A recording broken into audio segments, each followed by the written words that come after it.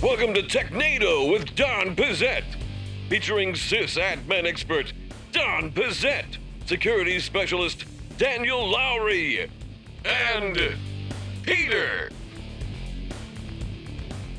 Good morning, good afternoon, and good evening, and welcome back to another exciting episode of the Technado podcast, the podcast where everybody wins.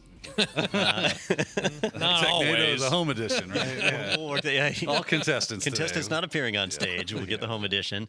We have a bit of a change this week. You might have noticed Peter is out, and so we'll actually have a good podcast for a change. I know it's shocking, but it's destined to happen sooner or later.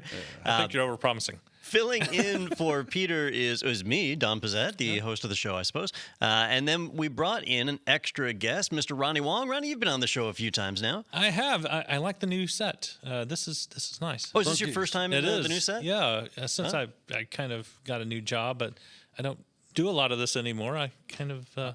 You don't do a lot of anything. No, that's true. Really? I mean, he sleeps in the set when we're not here. But that's true. Ronnie is firmly within the realm of middle management now. I am. How are your TPS reports going? They are going swimmingly. I don't know why my mind just said, what is 9 times copies called? Is that niplicates? Niplicates, yes. I don't think that's right. But I think you should trademark I that. should go with it, yeah. Sure. So aside from paperwork, Daniel, how's your life? Yeah, it's fun. I get to watch Ronnie just like in frustration pound his desk. Yeah. Usually because of me.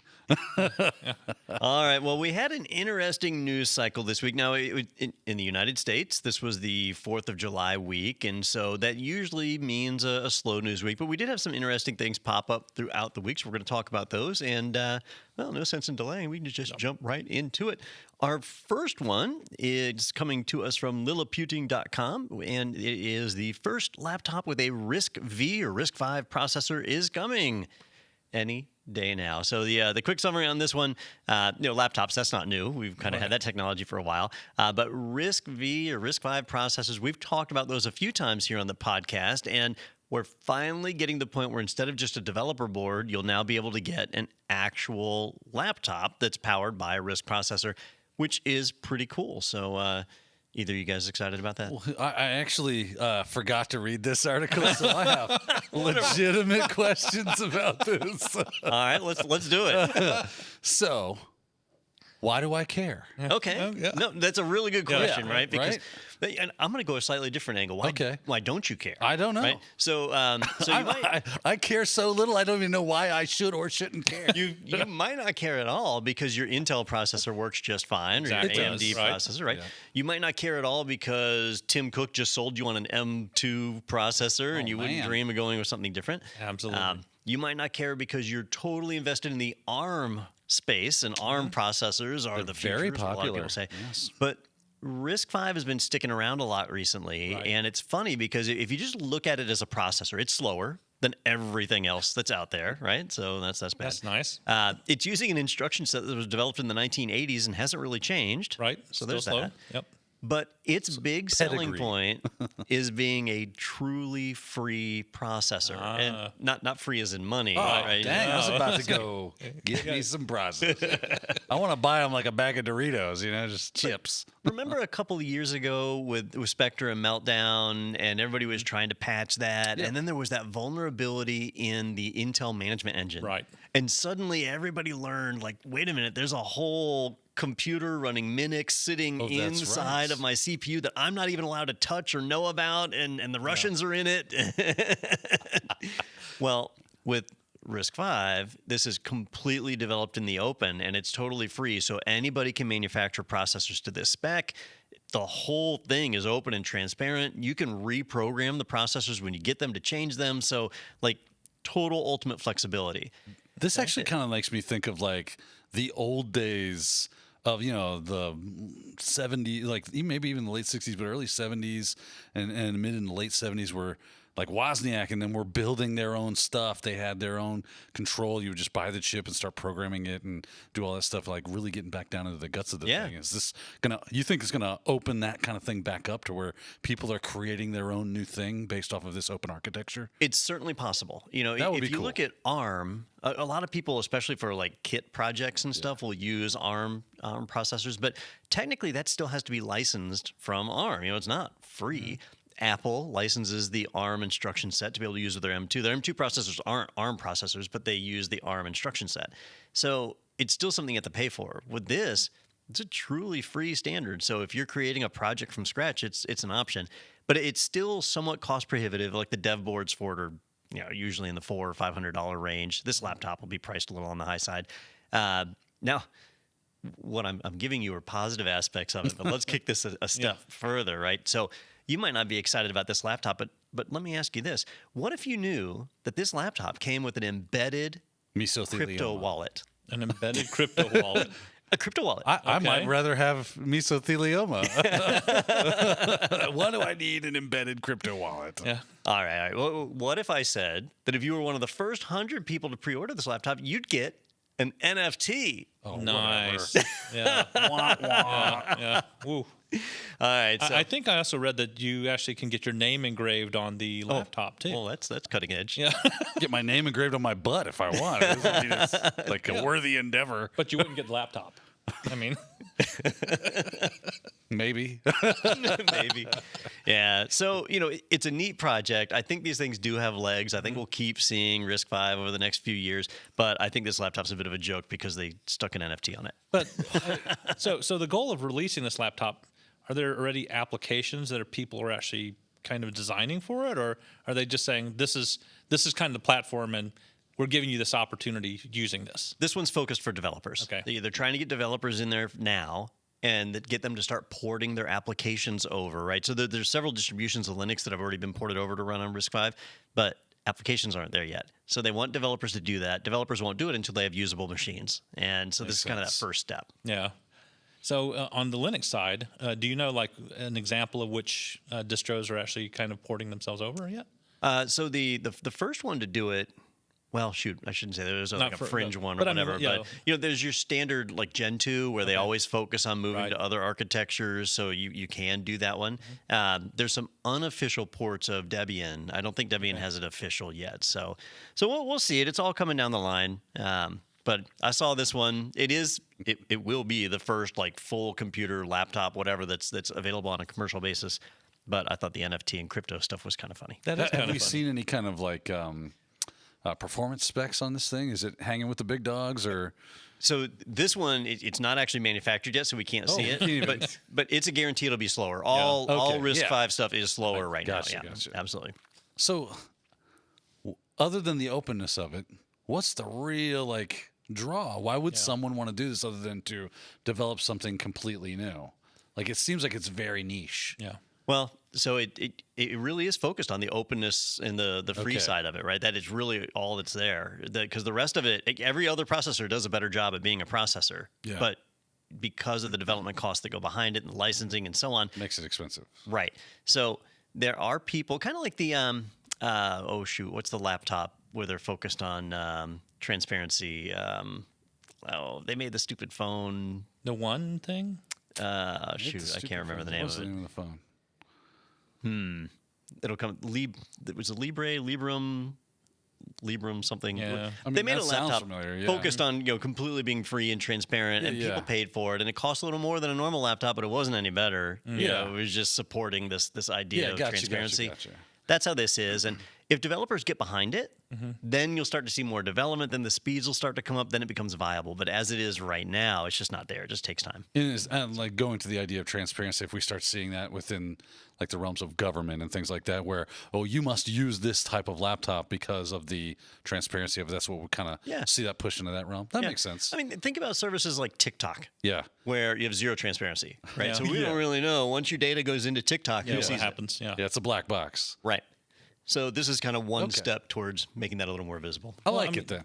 Without Radio Shack around, how do you build one of these processors? I mean, as a Oh, you single don't. person. Like, we're past the stage of human beings being able to build processors. Yeah. I was just joking. But yeah, how do you do it without Radio Shack? I mean, So I was playing around with these radioactive isotopes in my garage. And I don't feel good, but I did come up with something really cool. So the other day I needed a resistor, and sadly I know, I was like, Radio man, I Shack. used to be able to run down a Radio Yeah. Shack, and Get a now there's nowhere. The hell did you need a resistor for? That was alarm system. You know, a lot of you have the little contact sensors Yeah. that are on Windows or whatever. Not Windows, the operating system, but actual Windows the to your house. actual window. So there's usually a little resistor, an inline resistor, Right. that if somebody tries to bypass the sensor, it picks that up. Yeah. Gotcha. So I was replacing one. These are the things I do in my spare I time. know. Look at you. Yeah. All right, let's move on to our next article here. Speaking of free and open and transparent, let's talk about Microsoft Windows. Microsoft had a bit of a bad week, so we're going to run through a few Microsoft articles here. They pee brown water. That's right. Should really see a doctor about that. They really should. This one comes to us from The Verge, and there's a better way to bypass Windows 11 install restrictions. Now, we reported a couple of months ago about how when Windows 11 launched, it had a requirement on it that you had to have TPM version 2.0. Right. And that negated a lot of devices rather. So a lot of people whose machines weren't eligible to go to Windows 11. Now, I will tell you personally, Windows 11 is not a big deal. So if you're stuck on Windows 10, don't feel like you're stuck. It's fine. But you know that was a problem for people. So the open source image burner Rufus released an update that allowed you to create a Windows 11 ISO that didn't have the TPM requirement on it. So we talked about that. That's old news. The new side of this, though, is Microsoft has started requiring you to set up an actual Microsoft account whenever you install Windows 11, and they've now extended that to the Pro version as well. It used to just be the Home version. Now Home and Pro, when you install Windows 11, you've got to create an online Microsoft account. Well, Rufus has updated so that you can create an installable ISO of Windows 11 that doesn't require you to use or create a Microsoft account, which is great for people who don't want that if you just want a local account. So it was a neat update to see. Yeah, they really don't want me to install Windows anymore. Like, I just don't get the push to make me have to use a Microsoft account. I mean, But Daniel, why wouldn't you want OneDrive? because I don't care. Right? Like, I'm not that kind of user. That, I'll be honest with you, is like, OneDrive's nice, but I'm probably already too deep embedded into Google Drive or whatever, or Dropbox to give two whatevers about. But what about your bookmarks? How are you going to keep your bookmarks safe if your computer crashes? Chrome kind of does that. What about your photos, the memories of your children? I hear what you're saying. Again, Google Photos is a thing. Not to mention the swaths of actual hardware backups that I have. What about your Xbox gamer tag? So, fun fact, I don't have an Xbox. What? So eat it. So this is the problem with people in the Microsoft ecosystem. Yeah. Is they see their services and the value they create, and they just don't understand a world where you wouldn't have it. If you look at Apple's Yeah. Yeah, very similar. really bad about this, Yeah. like worse than Microsoft. So you cannot use an iPhone or an iPad without an Apple ID. Fun fact, I don't use any of that shit either. Ronnie, where do you fall on this? Because you're not. Yeah. Well, we were talking Microsoft, right? I was about to go Apple. I know you're not a big Apple. Well, you do use an iPad. Yeah, I do. So I've slowly started migrating towards that way over the past several years and really enjoy the very ecosystem that it's in. But on this thing, I think the whole push was to make it more secure. And now people are just saying, well, let's go ahead and just bypass it during the install even. So, it's not Microsoft trying to do this anymore. It's now people coming up with third-party utilities like, that's such a bother. That's such a hassle. So if you do this, do you still get the same? I'm assuming you don't get the protections at all from TPM then, would you? Well, if you don't have a TPM and you use the bypass, you're not going to get the benefits there. Yeah. And then without the Microsoft account, do you still get updates then, or would that still you still work? get updates. Okay, I wasn't sure. Yeah. Yeah. In fact, because I used to do this where I wouldn't log in with a Microsoft account. I wanted to have a local account, but I would still use OneDrive and have that installed and see. So you can pick and choose the services you want versus having to take the whole kit and caboodle, which is what you have to do when you log in with a Microsoft account. So they're just trying to say, look, the easy way is to get everything, and so this gives you kind of back to what you wanted, which was pick and choose what you want instead and do it on your own. Now, I was surprised they extended it to Windows 11 Pro. Yeah. Because that makes sense if you're using Azure AD or whatever, you're going to log in with that. But for people who are using Windows and aren't using Azure AD. It's kind of a hassle. It is. They hate us, Don. That's the problem. You will love Big Brother. You must not just agree with Big Brother. You must. Just everything about it is good for you. Oh, yeah, you were going through rereading 1984. Did you Yeah, I finish kind of that? got stuck halfway through it and was like, got It's not an easy distracted. read. Yeah, I don't find it to not be an easy. It's just that I got distracted on something and never finished again. So. And so now you're okay with Big Brother. Oh, Big Brother's great, man. I ain't going in that Room 101 business. That seems wrong. I ain't got nothing in there. I gotta go find. No, I'm okay with rats. Yep. All right, let's. We really talked about diverged. rats. Yeah, we talked about rats last week. This is going to be our new recurring It's theme. Just a rat. Rats and Scrooge McDuck. All right, let's move on to our next one. Speaking of Microsoft, this one's coming at us from the Register.com. Supply chain blamed amid claims of Azure capacity issues. Now, I thought this was really interesting because I haven't seen the capacity issues myself. It turns out it's a little bit regional, but in certain areas, especially in the European data centers, there's capacity issues with Azure. There are times where they're disabling demo accounts, so you can't sign up for a new account in those regions. There's times where they're limiting instances or virtual machines from popping up. So if you shut your machines down, you might not be able to start them back up again, depending on resources. And Microsoft has actually come out and made a statement on this. Insiders, unconfirmed sources, just a what do we middle say? finger. Are saying that the problem is it's because it's harder for them to get infrastructure because of the supply chain shortage, right? So they need more servers, they need more storage, and they're having a hard time getting that. Microsoft has come out and said, well, it's actually because they have so far donated over $100 million in resources to the Ukraine war effort, which is kind of interesting. I didn't know about this. This was new to me. No. That when the Ukraine war started, or whatever we're calling it these days, the Russian special military operation, when that started, Microsoft helped the Ukrainian government move their entire infrastructure into Azure. Yep. And they just said, like, we don't know if your city is going to be destroyed, if you're going to lose your infrastructure, so let's just move it into Azure, and we'll protect it from all the cyber attacks that you're going to get, and you'll be able to stay online, which is pretty neat. No doubt about that. Question. Bill Gates, he got a bit of money, right? He's got a little bit. He got a little He bit, put some just away. a couple of dollars, right? Maybe he could take time off from buying farms and buy a server farm, and then they wouldn't have that problem. You know what I mean? It seems like they would have the money to just go, oh, if money is an issue, it shouldn't really be. Like that's what it seems like you were saying. Like we spent $100 million on supporting Ukraine, and that's what kind of put us back. So what I meant, because I don't think money is a problem that's for what I Microsoft, mean, right? yeah. So what I meant was they spent $100 million, which means they likely took servers that were destined for regular Azure Gen And so Pop. now they And dedicated it. This is where I was getting confused. At first, we were saying it was supply chain, or they were saying it was supply chain. We can't get the infrastructure to build so that we can, allocate these things for you good folks out there. And then it was, well, that's because, we spent $100 million worth of that stuff to the Ukrainian support. Is it both? Is it? No, I think it's really based on supply. So there just isn't enough stuff. Right. And let Gotcha. me give you an example. So, like, let's say you come to me and say, Don, I need a new laptop. And I say, all right, I'm going to order you a laptop. It'll be here in 2 weeks. Okay. Right? Because that's the lead time right now because of the supply chain. Thank you. Yeah. Well, Thank you. in the meantime, Ronnie comes to me a week later and says, Don, I need a new laptop, and I'm more important than Daniel. And I say, absolutely you are. And so I say, all right, well, Daniel's laptop is coming in. I'll just give you Daniel's, and I'll order another one for Daniel. And now my wait time just got kicked up another 2 weeks. Right. Gotcha. And so that's what's happening to Microsoft is they had likely already ordered servers. They're constantly growing capacity. Yeah. But now they took a huge block of that infrastructure and assigned it to Ukraine. Gotcha. And they can't replace it fast enough. So That they're totally makes working on that. sense. Yep. Yeah, Well, I what are was they going to reading- do? What are they going to do? Well, Did they say?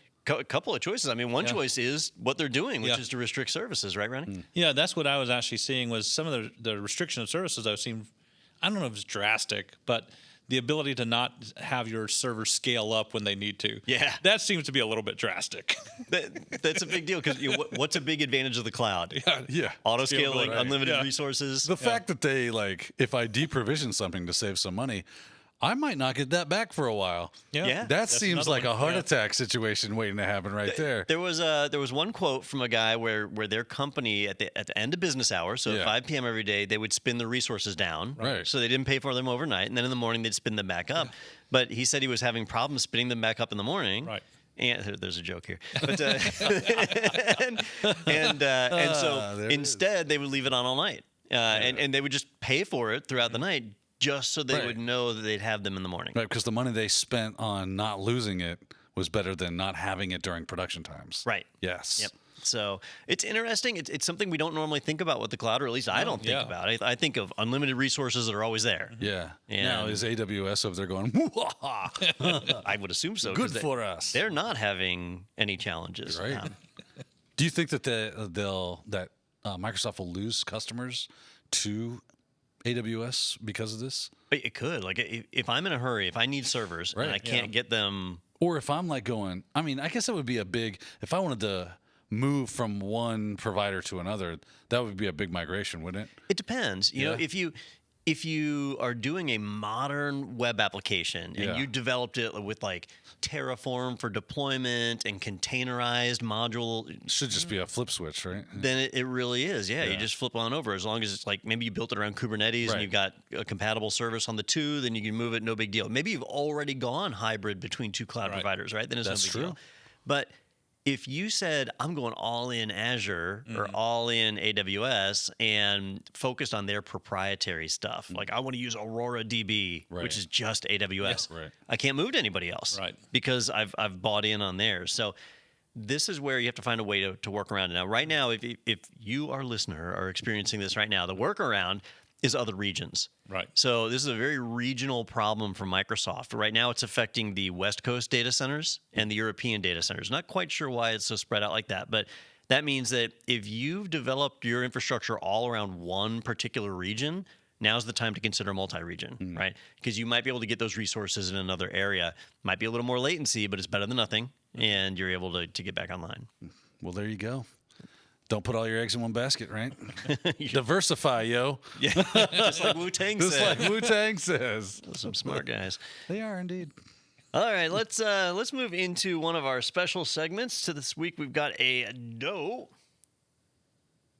Sometime today. Do, re, mi, fa, sol, la, ti, do, so, All right. Don't forget, go back to the Technado or it'll just keep looping. Oh, yeah, that's true. All right, this week's dough is brought to you by Microsoft. Hey, all right. They're so Winner. sweet. Yeah. So we've got this one's coming from arstechnica.com. Microsoft Exchange servers worldwide hit by stealthy new backdoor. Well, this is a bad one. If you run a on-prem Microsoft Exchange server, which many organizations still do, not everybody has gone Office 365. There were some well-known exploits earlier in the year.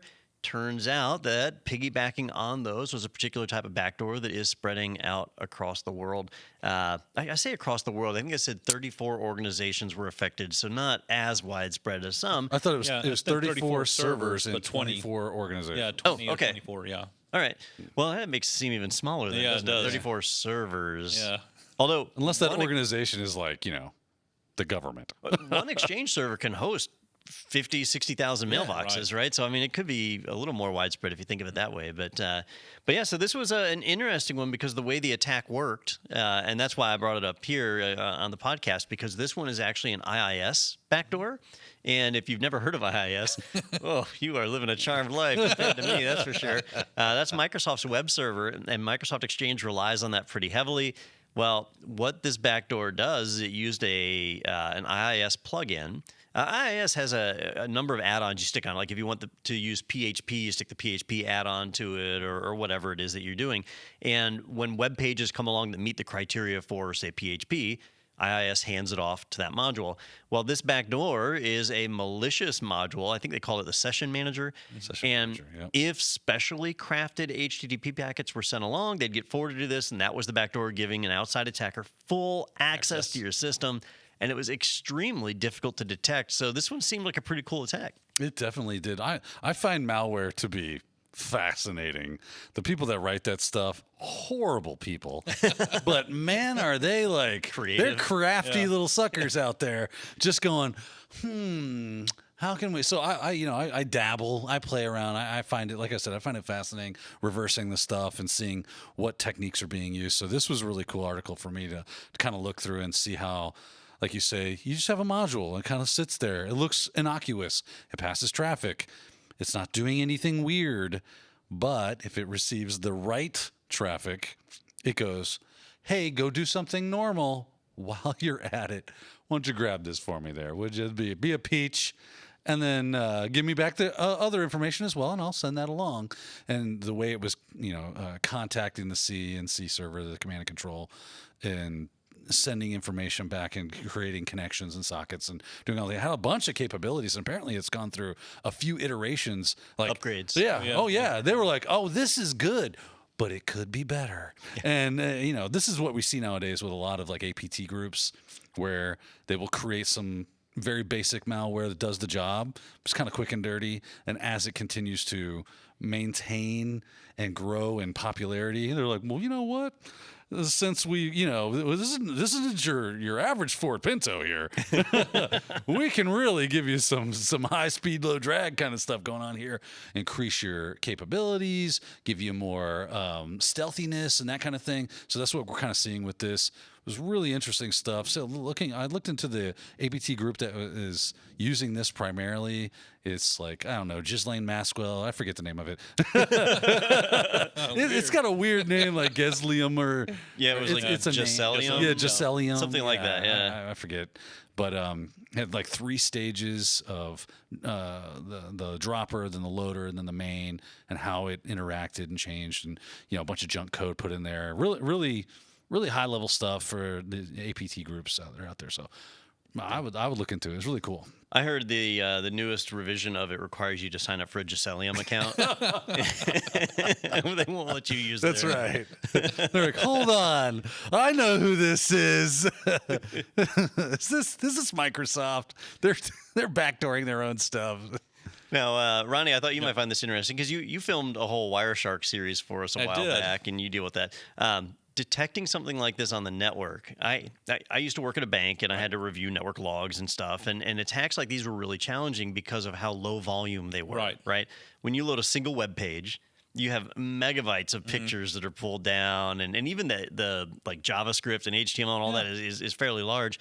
The command packets that this software used were really small. Right. So when we talk about an HTTP packet, you're talking about one little packet that's thrown across the network in the midst of millions of others. Really hard to spot something like this, isn't it? Yeah, and at the same time, the other, like what Daniel was mentioning, the junk packets that they threw in, to kind of hide all that in the midst of all it. I think it'd been somebody that's super skilled at Wireshark and doing that may be able to go, here's one packet and all that links up to that flow of the next pack and all that comes together. But somebody's just starting out trying to figure this out. I think they would have been really challenged even with all the tools that were available. Yeah, it's like a needle in a haystack. Yeah. How long did they say that they were compromised? It says 15 months? Yeah. Right? Yeah. That's a hot minute right there. Yeah. And, if I forget the original exploit they were using to get in, but it's proxy something. Proxy login or something like that. But proxy login. I think that's it. Yeah. There's it's been patched. Right. Yeah. And so if your system was affected, you may have patched and thought you were fine. But if the backdoor was already installed, what do you do? Yeah. That's what you got to go through. Well, it's a good thing that people are doing this research and trying to figure this stuff out, seeing whether or not that, what it looks like. So what makes the 365 online more secure than the Exchange on premise then? The fact that you have a full staff of Microsoft employees monitoring and supporting it. Yeah. Okay. I mean, Ronnie, you and I instead of Don. we've managed Exchange servers in the past, and we'd go weeks without looking at it sometimes, right? If we so Don, we run an Exchange now? Out of curiosity. As long as those logs didn't build up too far, we were okay a lot of times. I mean, it does beg the question though. Is like, and I think this is something that we've seen just in general on the internet debating, why are we still doing on-prem, Exchange installs? It seems like it's a bad idea. Don, as someone who has been an Exchange administrator, what say ye? So there's 2 reasons why you might want to go on-prem. And one reason is there is actually a cost break where it does end up being less expensive at a certain point. But for most people, that's not realistic, right? So then the other reason is simply regulatory compliance. Yep. There are some businesses and government agencies where they cannot store their data in regular old Azure or in AWS or wherever, and so they need to support their own infrastructure. They want to run their own servers. So Makes that's sense. really the only two scenarios that are out there. After that, it used to be that there were certain things you could do on-prem that you couldn't do in the cloud. But over the last 10 years, that race is over. Now there's things you can do in the cloud that you can't do on-prem. Right. So it's a different world. Yep. Yep, that's true with just about all the services. Like the databases and things that, going in the cloud's more expensive sometimes, but it's got a lot of benefits to it. Well, gentlemen, we've gotten to the halfway mark here, so why don't we stop for a quick commercial break, a word from our sponsors. But don't go anywhere because we have a couple more articles to get through here before the end of this episode. So we'll take a break right here. Stay tuned. We'll be back after this. How do IT leaders stay on top of their game? With the IT Pro TV webinar series. Twice per month, IT Pro TV presents a webinar on current topics in the IT world. What are some of the key things we should be doing in our organization to make sure that we're prepared for disasters and that... So what do you say we go ahead and get started with today's topic, how to train your end users to threats. So we're going to talk about some of the major things that you need to do to help keep your people safe while they're working remote. You can catch IT Pro TV webinars live or watch on demand when your schedule permits. See them all. Visit itpro.tv/webinars today. So you've tried online IT training, but it's boring, out of date, and pricey. Well, IT Pro TV is always engaging, always fresh, and plans start at just $29 a month. It's online IT training that doesn't suck. Start today at itpro.tv. All right, welcome back, everybody, to Technado with me. That's right. All right, we got a couple more articles to jump through here. Our next one falls in our Don't Make No Sense segment. It make no sense, it make no sense, it make no sense. What you talking about, Willis? I don't know. This one comes to us from slashdot.org. How bug bounty platform HackerOne handled its own internal threat actor. This was a fascinating read if you have a chance to read the article. But HackerOne, let's start there, right? Yeah. So the HackerOne is a platform that assists companies that don't have bug bounty platforms or official pen testers or whatever. You can sign up for HackerOne, and their pen testers and whatever will check your system and do proper reporting, and you pay a bounty and so on. Well, a bit of a situation happened where, and this was several weeks ago, but we're just now finding out about it, that basically a employee of HackerOne had accessed log information to find about a exploit that was detected for a customer and reached out directly to that customer. I know there was one customer for a fact, but I think they were saying 7 altogether were affected, so he must have reached out to all 7 and basically threatened to disclose the information and was extorting them for payment. Well, this was traced back to him. HackerOne found out about it. And in HackerOne's defense, they did a pretty good job of being transparent and reporting all that happened and shutting off that user's access and figuring out what happened, reporting it to the customers that were affected and so on. But it really highlights a bit of a weak spot for us here, that if we're engaging with companies like this to test us, how do we know we can trust their employees? And with HackerOne, that goes a step further because really anybody can go and sign up to become a pen tester with HackerOne. This particular person is a little more dangerous because they were an actual employee of HackerOne, not just a random person that signed up. Yeah, they actually had the capability to all right, so the way a bug bounty program works is you sign up for these platforms, HackerOne, BugCrown, so on and so forth. And then if you discover a vulnerability, you submit that to the company through the program, right? So the program has the record of what you're submitting because they're kind of like the middleman between you and that company, that organization. So that employee was able to see those submissions and then from there go, I'm going to submit that anonymously, or not anonymously, but pseudo-anonymously as a private, because you don't have to go through a platform like that. They do have a lot of companies will just, if you find something, you can contact the company directly and say, I think I found something, I'd like a bug bounty if that is available. and they check it out. Now, what ends up happening is because there's so many researchers out there, a lot of times you get duplicates, right? Yeah. It's not uncommon. So from what I was reading, they were contacting these companies saying, I'm the true discoverer of this vulnerability. I did it first. And then they would use their insider information to try to like blow holes in the fact that it was already submitted in HackerOne. And then kind of getting nasty with them, using threatening language to say, no, if you don't give me the money, then we're going to have a problem. Yeah. Right. So that's what they were using. They had that insider information to be able to try to like pressure them into seeing them as the original, not the duplicate, and give them the payout. Yep, and it is important to note that this internal threat actor was not the person who discovered the vulnerability. Right. Somebody else discovered the vulnerability, but he was able to see that. So this employee, who he had only been with HackerOne for 2.5 months, had access to the system to be able to view vulnerabilities that were discovered, but either not disclosed or not patched yet by the customers it was being reported to, and he was taking advantage of that. So this brings up a few questions for me. Like first off, are HackerOne employees able to see every vulnerability in the database? And apparently, up until recently, they were. Yeah. But the second one is a little more important, which is how do they vet their employees? Yeah. Right. And they mention in things they're going to do better, right? So they put out a list of changes they're going to make to try and prevent this. And one of those was they said, obviously, our background check system did not catch this person. We're going to make some improvements there. Mm-hmm. Now, that makes me wonder, because they're being transparent, but in my opinion, not completely transparent. Like, what about their background check didn't work? Right. Does this person have a dirty record and they didn't pick it up, right?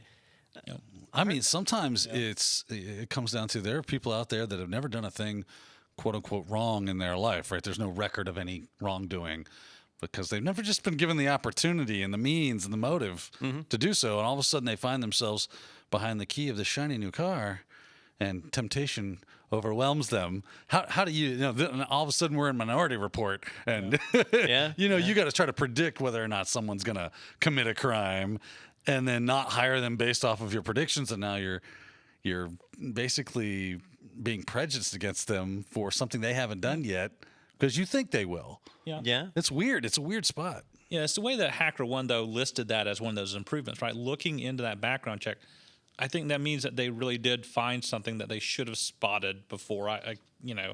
So in other words, I think it wasn't that it was like the 0-day guy. He just found it and he was able to spot it, and that was fine. And he had never done anything before. But I think they really, once they did more background check or whatever company that they had do it, say, this should have raised a red flag, and that now they're saying, oh, we should probably do better. Well, and that's why I put this in the that makes no sense category, because to me, this seems like a really obvious thing that was destined to happen sooner or later, right? To me, it seems like if you're a company acting as the middleman between pen testers and a customer, right? You know that you're holding exploits that are not patched yet. It seems like it's a no-brainer to me that any employee could take that data and try and sell it, could try and directly contact a customer or whatever. It seems like they should have had better protections in place already. Well, and you would think, going along those same thought lines, is that if I were a threat actor and I wanted access to a repository of unpatched, basically 0-day exploits to probably companies that I would like access to, I would want to become an employee of give me that insider access or pay for insider access and so on. Yeah. I'd like to know, just randomly from the employees at HackerOne, Bugcrowd, all these other places, are they getting solicited from APTs or nation states to, hey, we will give you $1 million to. Yeah, I mean, now I have heard of people double dipping. Right? Yeah, where they'll report a bug, but they'll also sell it on the dark web or whatever, and you don't know that's happening. Right, it's just there it is. So they can get the fame on one side and still get some money on the other. There is a positive double dipping where they find a vulnerability that affects 5 different companies, so they report it to 5 different companies. Right? To me, that's not That's not nefarious. That's just good business. Opportunistic. Yeah. But when they take that one vulnerability and they disclose it and they sell it on the dark web, that's nefarious. Right. You know, that's a little different. Well, to me, it's interesting that the company came back to HackerOne and was able to say, look, you know, here's this guy and this is what he's doing. And I'm wondering if the guy actually did say, I'm part of HackerOne, or something happened there, you know, where he revealed that information, that they came back to HackerOne and said, look, we think it's this or that, whatever they discovered. That's certainly possible. Yeah. Or maybe he just seemed to have too much information for a regular So from what I outsider. read, they said that the submission had just they had just received a submission from HackerOne, and then they received a submission from this gentleman. Okay. Within a very short amount of time, they received both submissions, right? And that's kind of that seems to be the grift, right? Is it's almost like a race condition, right? Yeah. No. It was me. I'm first, not them. And because he apparently used strong language, they contacted HackerOne, going, "This seems weird." Yeah. You know, How this does the seems company very do strange. that? Figure out the idea, that race condition that you're talking about, which one's legitimate and which one isn't? For the company, Well, I it's- don't think they it's- could. That's why they right, reported it Right, to HackerOne. right. Yeah. And of course, that person's going to try to use social engineering and pressure to go, you need to give, I will sue you, I'll do this, who knows what they said to try to push that envelope. It's just easy for them to go, I mean, someone's getting the payout, we got the vulnerability, you know, how many of those people might just go, well, yeah, here's the money, and we'll close it with HackerOne and call it a day. I did enjoy reading the timeline on this one, because they detail when everything happens, and it was over a week before they fired the guy, but he had been suspended much earlier on. Well, they had to discover it was him first. Yeah. Well, and they said they were able to immediately remotely lock his machine, and they started doing remote forensics. So they were doing forensics on it Logging before and they everything. even seized it, but they did seize his machine and stuff. So they had a lot of really cool steps in place. But you can also tell the things behind the scenes, like when their security team was finally able to attribute it to this guy. It was at almost midnight when they said, all right, we know it's this guy. But then it was 9 a.m. before the employee was terminated by leadership. So you're like, well, leadership was asleep. They didn't get to work until 8 a.m. And then they made the decision he was terminated by 9. Like, you got to get your coffee. You should be getting a call, Don. Like, get your ass up. It's kind of a big deal. Yep. So anyhow, if you do have a chance, jump on HackerOne's website. They wrote it all up and disclosed it all. Great detail. So you can see what it's like for them to handle it, and they have to do that. Right. Really. They got to eat their own dog food. Right. Right. Yeah. Yep. So that was an interesting one. Let's move on to our last article this week, which is a Who Got Pwned. And let's see. It's somewhere. Yeah. Looks like you're about to get pwned. Fatality. I really enjoyed the wrist brace that this guy's sporting. All right, this one is brought to us by Engadget.com, and Who Got Pwned this week is the British Army. The British Army Twitter and YouTube accounts compromised to promote crypto scams. What? No, not a crypto scam. And their new RISC-V laptop. All right, so this one is not as serious as some of us that we've had in the past, right? Because we're not talking about like millions of users' data or military systems. They didn't take control of the guidance controls or whatever. But it was a bit of a black eye for the British Army, where their selling NFTs all of a sudden. Their Twitter page and their YouTube channel were both taken over and completely reskinned and everything to promote cryptocurrency scams of various sorts, and just shows how, like, even some of the most secured networks that we have in the world are still not impervious to this kind of activity, thanks to things like social media, where you have to rely on somebody else's network. Yeah, you assume they're the most impervious. Apparently. Yeah. Well, they haven't released any real details on this one, but you can put one and one together to figure this one out, right? Like, I bet if you were to go to a British military base, the network is super secure. They have a NOC in place or a SOC or whatever that's monitoring all traffic and activity.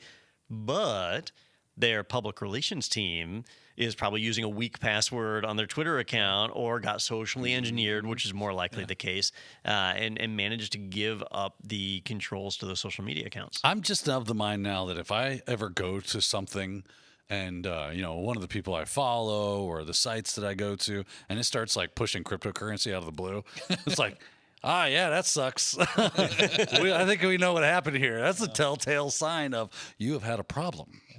So I don't know how you guys feel about cryptocurrency. Let's start off here, right? So Daniel, what's your thought on cryptocurrency in general? I have no strong opinions about it because it's not something I'm engaged in. So, I mean, if people want to buy and sell and use cryptocurrency, good for them, right? Go buck wild. I have no care that they would do that or not do that.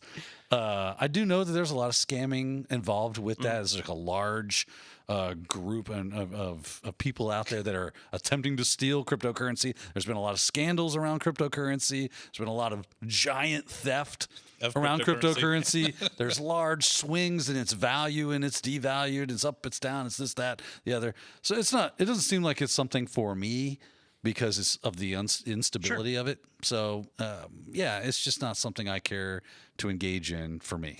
And Ronnie, where are you at on cryptocurrency? Yeah, so of course, like anything else, somebody said, "Well, why don't you just put $100 into it and see what happens to it?" Well, I watched the $100 drop to $20 immediately, and I was done. So that's what essentially it came down to.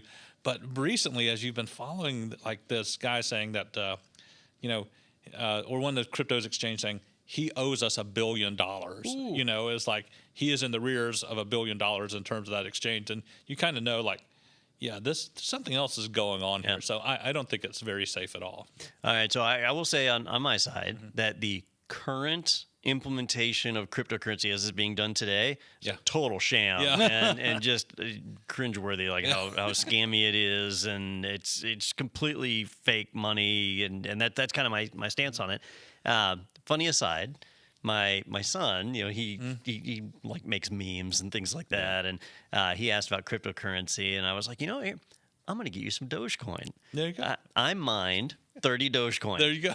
And so I gave him 30 Dogecoin, and he was interested. He was learning about it. And he was like, "Well, how did you get it? How did you get Dogecoin?" And I said, "Well, I mined it." And so then I explained to him what mining was. So basically I made it. And he goes, "So you just made it?" Mm-hmm. And I said, yeah, you just make it. You run a program, a Bitcoin miner, and it mines Dogecoin, and after a period of time, you find one, and then eventually you find 30. And he said, so it's not worth anything. And I'm like, well, yeah, that's right. It's not worth anything, but people think it is. Right. And in this case, it's worth whatever value we put on it. Right. 30 Dogecoin is worth $2 to somebody, right? It's a fiat system. We declare Dogecoin is worth X amount. Yeah. Wait, is it fiat or non-fiat, right? So I guess so fiat dollar is like the American M1 dollar, right? Like the American government says this is what this is worth. Yeah. Okay. And then, of course, due to things like interest rates and things like that, and then the government borrowing from private sectors and doing that, interest goes on that, and it reduces or increases the amount of the dollar. So it's got fiat system kind of backing it. And then outside influences that change that based off of whatever the market's doing. Yeah, I have no idea how it works. When they say, "Hey, this is worth $60,000 at one point," right? When a Bitcoin was worth that, sure. I had no clue how it got to that point where it's worth $60,000. It said that people were willing to pay for it. That's it. That's what. So how do we value gold? Right. Same thing. It wouldn't be in that same way. Like. Yeah. It is rare. There's only X amount of it in the world.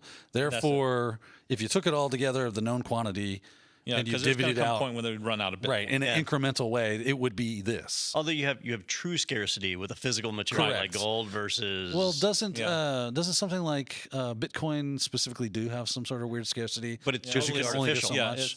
It's just. But it does have scarcity though.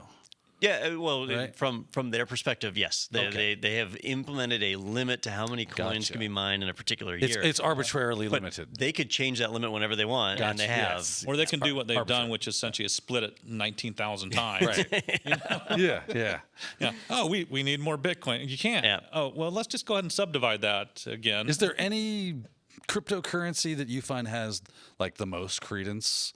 Or whatever, just based on your experience. Nothing with some like real like potential behind it. For a while, you had Tether, where it was tied to like for every dollar of Tether, there was a real dollar somewhere backing it, right? But that all turned out to be fraudulent, and so that Scam. I mean, really. when they said it was like all of it was backed, but then it turned out that some of it was investments, and the investments were in other cryptocurrencies. Yeah. So total scam. I remember I watched a documentary on Bitcoin. I don't know, like 5 years ago or whatever, maybe it was longer. And they were explaining this guy he was buying these rigs and he was putting them together. And he was like, I'm making so much money. He had these really like $10,000 rigs that he was building to mine Bitcoin. He's like, I've already got enough money to put all my kids through college. We bought a new house, 2 new cars, this, that, and the other. And then like 6 months later, he was working at like a Pizza Hut or whatever. He's like, I'm trying to sell these rigs, but no one will buy them. The electricity expense alone is costing me because it dips so hard. Yeah. Although, just because it's a scam doesn't mean you can't make money on it, right? That's true. I'm not going to say that you can't. Yeah. All right, gentlemen. Well, so much for the British Army. What got us on that tangent, though, was Daniel's comment that whenever you see something that mentions cryptocurrency, it's probably a scam. Just forget it. And yeah, that's probably true. All right. Well, speaking of exciting things that are going on, if you are listening to this podcast right when it drops, well, you've probably got time to make it over to the next webinar brought to us by IT Pro TV. It is Small Business Security, Best Practices to Protect Organizations. You can check it out over at itpro.tv/webinars. It is going to be hosted by Wes Bryan, a frequent guest here on Technado, and a special guest subject matter expert, Eric Semmel from Tab. Tab is an MSP group, so a lot of managed service providers out there are familiar with them. But they're going to get on and talk about best security practices for small businesses, which is a really hot topic right now. Not just good security practice, the best. The best. It's going to be huge. Huge. It's going to be amazing. You're going to love it. And while you're on the IT Pro TV website, if you choose to sign up for a subscription, be sure to use promo code Technado30 to save 30% on the life of your account. That's right. Not just the first month of the first year, but the entire lifetime of your account.